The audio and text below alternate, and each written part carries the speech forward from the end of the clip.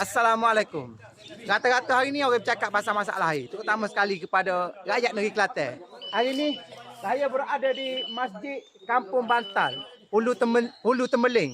Kira-kira kalau daripada sini ke Bandar Jerantuk tu lebih kurang 100 lebih kilometer.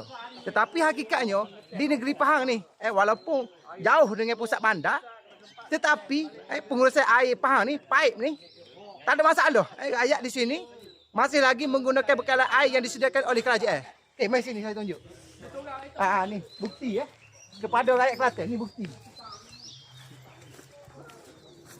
Ni meta air ni, nak tunjuk ni meta air ni.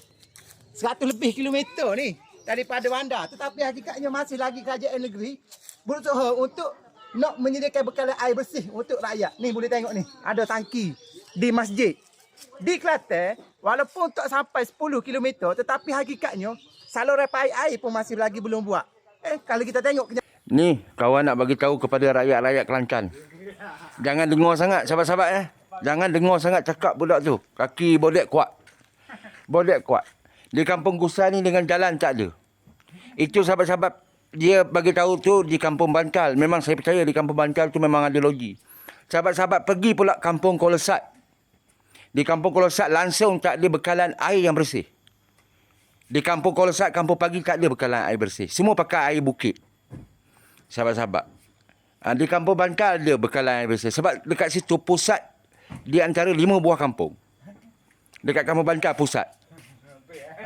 Memang kena ada lah. Kampung-kampung lain tak ada air. Kampung Gusar ada air. Baru-baru ni lah ada air pun. 2, 3, 4 tahun yang lepas. Air logi. Air bekalan air bersih. Sekarang ni Kampung Kolosat tak ada. Kampung Pagi tak ada bekalan air bersih. Jangan percaya sangat. Ya.